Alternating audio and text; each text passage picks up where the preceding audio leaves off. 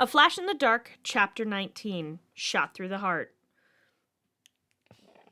Barry didn't think twice, even though she probably should have. Instead, she slammed herself into the beam of ice, hoping that, at the very least, she could block most of the beam racing towards the defenseless civilian. The hit to her side had slowed her down too much to be able to race forward and pull him out of the way.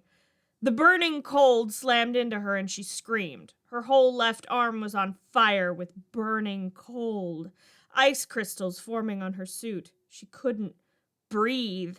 It was too cold. It felt like her left lung wouldn't expand. She had stopped running, been sent flying by the blast. She slammed into the stage, crashing through the set and rolling to a halt amongst the rubble. There was a familiar laugh, and Barry looked up into the mostly masked face of her assailant. He was dressed in a deep blue parka and goggles that matched the impressive gun in his hand. Barry gasped, trying desperately to breathe. Her vision was blurring at the edges. I wasn't expecting. I'll be honest. I didn't really see you at the armored car. You're prettier than I expected. Not many can pull off head-to-toe leather, he said. His voice sounded almost familiar, but she was in too much pain to connect the dots. The sound of sirens rang through the theater. The man sighed. Unfortunate. Next time, then, kid. And with that, he stood and sauntered out of the theater through the back. Barry gasped. She couldn't get air into her left lung. Footsteps caught her attention as she shivered and gasped. Joe knelt down next to her. You need to get out of here, he said, hesitating as he reached to help her. Barry grabbed his arm with her right arm. Help me up, she stuttered out. He helped her up careful of the blackened, icy parts of her suit. Joe cut her off. Every word seemed to be hurting her. Alive. Hurt, but alive. Go. I'm guessing I know where I'll find you, he asked. Barry nodded and raced off clumsily. Caitlin was having an ordinary day. Well, apart from the friend of Barry's, Felicity Smoke, showing up for a tour of Star Labs. That was something she hadn't done in a good 10 months. They were on their way back to the Cortex when Cisco's voice came over the intercom. Caitlin, Dr. Wells, get to the Cortex now. Code Red. Code Red meant metahuman, or Barry got herself hurt again. If it was a meta, Cisco would have called Barry directly. Caitlin took off at a run back to the Cortex. She beat Dr. Wells by moments. Barry, in her suit, was laying on the floor, looking very much dead. There were black ice crystals building from 2 open wounds. One just above her left hip, and the other spread from her left shoulder to her collarbone. Get her on the table, now, Caitlin demanded. Cisco grabbed her under her arms, pulling a small groan of pain from the prone hero. He dragged her onto the table as Dr. Wells came speeding, as fast as his chair would go, into the Cortex. His eyes went wide as he spotted Barry. Caitlin ripped off the mask. Barry's eyes were closed, and her lips were rapidly turning blue. She's going cyanotic. Cisco, we need to reinflate her lung and get her warmed up as fast as we can. I need the biggest needle and syringe you can find. Caitlin unzipped the suit. She needed to get at Barry's chest. Cisco tore his way through the lab, searching, but another hand slapped the syringe into hers before he could find it. Cisco gasped, looking into the face of Felicity Smoke. Caitlin left the explanations to him and Dr. Wells. She needed to focus on her patient. It took her 10 minutes to get Barry breathing properly. She was warming the next IV when Dr. Wells rolled all the way up to Barry's bedside. Dr. Snow, how is she doing? He asked, every muscle tense. Caitlin sighed. Better. The wounds are presenting like first-degree frostbite. Her lung is healing rapidly. It seems like the force of the blast collapsed it more than the cold. She'll live. It seems that where the cold gun actually shot her, her healing's been slowed. If she didn't heal as fast as she does, her blood vessels would have frozen, and she'd have at least lost the use of her left arm, Caitlin pointed out. Cisco looked on the verge of tears. Felicity was standing off to the side, wringing her hands together in worry. Cisco buried his head in his hands. This is all my fault, Cisco sobbed. Caitlin wrapped an arm around him after she got the IV going. Dr. Wells turned to Felicity. You don't seem too shocked by all this, he said with a raised eyebrow. Felicity shook her head. I already knew. She came to Starling after she woke up from the coma. She wanted advice from the Arrow, she admitted, her voice shaking slightly. Dr. Wells nodded. Detective West told me she'd had dealings with the Arrow before. It would make sense for her to go to him. But why you, Miss Smoke? Wells pushed. There was a groan from behind them, and they both turned to see Barry sitting up gingerly.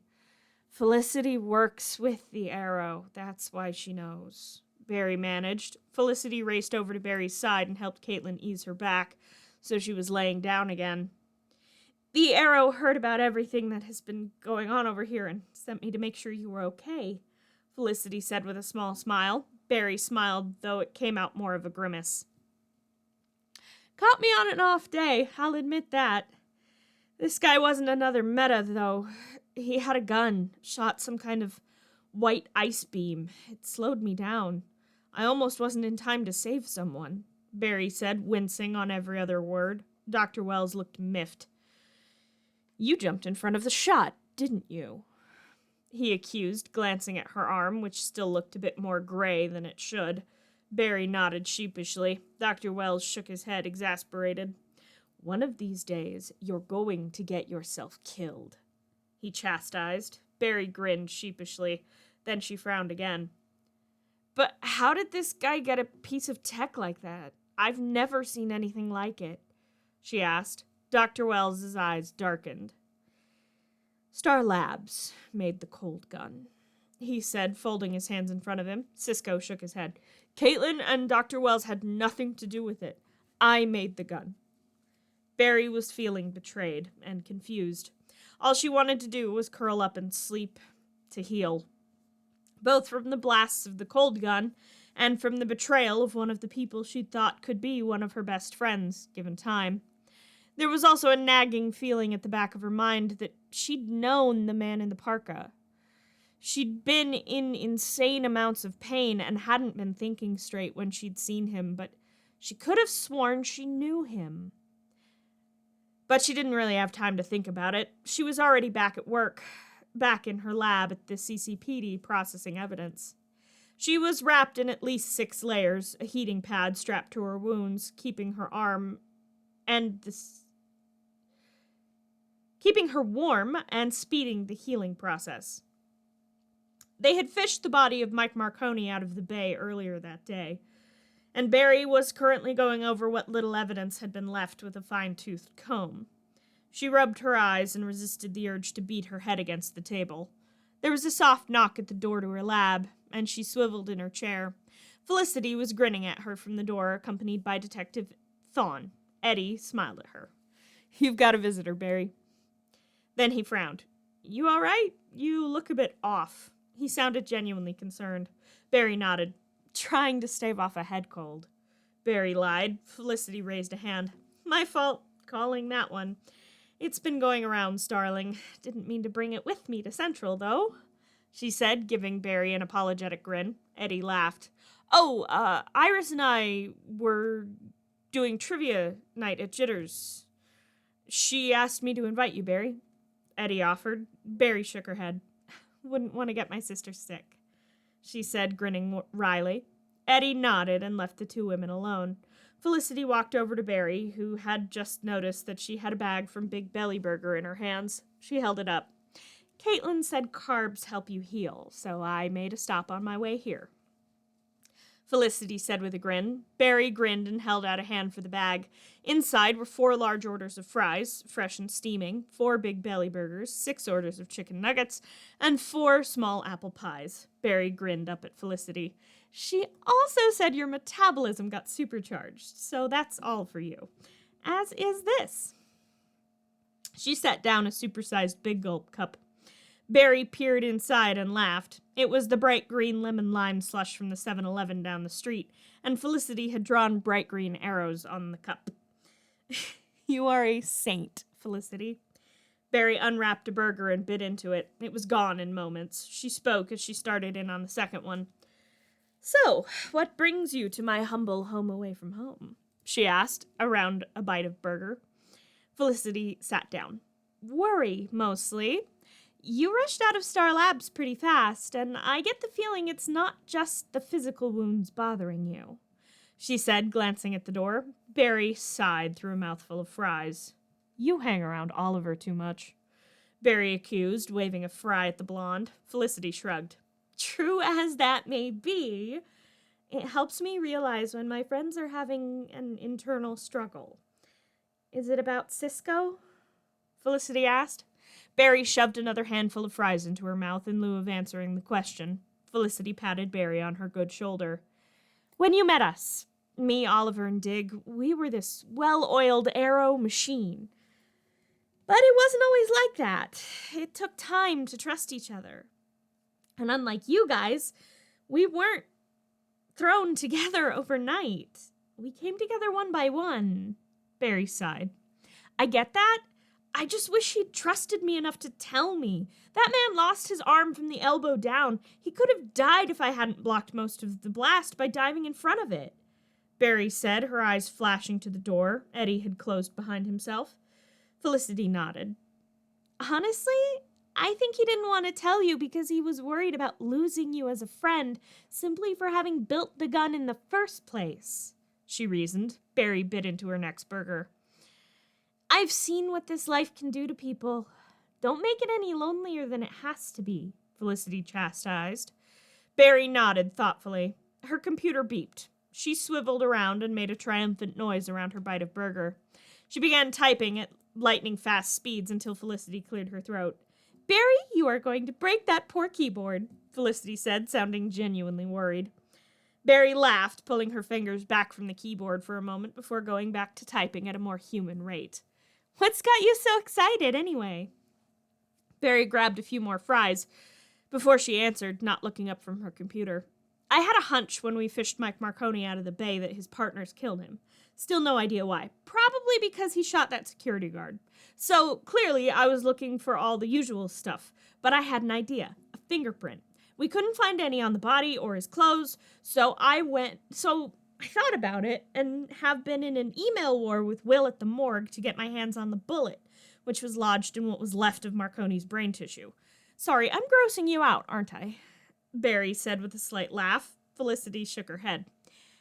Okay, maybe a tiny bit, but really I hear worse at work, Felicity admitted, waving for Barry to continue. Barry grinned a tiny bit before turning back to the computer.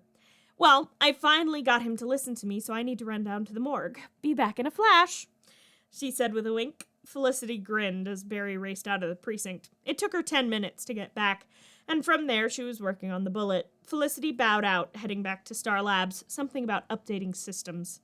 Nearly an hour later, Barry laughed in success as she peeled a partial fingerprint from the remains of the bullet. She set it to process and practically danced down the stairs to Captain Singh's office. She knocked, and he called for her to enter. I got something, Captain. It took a while, but I got it. I managed to pull a partial print off the bullet the coroner pulled out of Mike Marconi's head. It's processing now, Barry said, and Singh smiled. Good work, Ellen. Let me know as soon as we've got that ID. The sooner we catch this psycho, the better. He clapped her on the shoulder, waving her back up to her lab. Barry nodded emphatically. She raced back up the stairs. When she reached her lab, her cell was ringing. She grabbed it without looking at the caller ID. Yellow? A chuckle from the other line made her freeze. Honestly, I think I look better in blue, but whatever you say. Len's voice made Barry's blood run cold. Barry rushed over to her computer.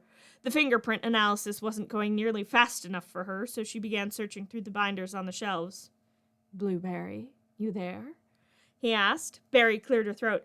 Yeah, I'm here. What's up, Len? She kept searching through the binders as he laughed again. You are seriously distracted, Barry, he teased. Barry tried to smile, but she couldn't quite manage it. That laugh. She had heard it before, earlier today, in fact, when Len was supposedly in a meeting about a new piece of art. She finally found the binder she was looking for. I was checking in to see if we're still on for dinner, he stated. Barry flipped through the book of mugshots, Central City's most wanted. She swore. loudly. I'll take that as a no, he said after a very pregnant pause. Barry stared down at the picture in her hands. No. I'm sorry, Len. Dinner isn't going to work out. Barry wanted to curse and cry and hit something all at the same time. Leonard Snart smirked up at her from the pages of the binder. Is everything all right, Barry? He asked. He was trying to keep his voice under control, she could tell. Barry shook her head violently. Honestly, no. Stuff's been crazy. I need to focus on work. Len nodded to himself, thinking she had found out. She had to have. It was the only thing that would explain the shaking voice. I understand, Barry. Call me if you change your mind. Len hung up and hurled his phone at the wall. He picked up his cold gun and powered it up. He had to move up his timetable now. Barry felt tears stinging her eyes. She had thought getting shot would be the worst part of her day, but no, this hurt was deeper, more painful. She didn't have to check the computer to know that the print she'd pulled off the bullet belonged to the man she'd been dating for the past month, the man she was truly growing to love. She buried her head in her knees and cried.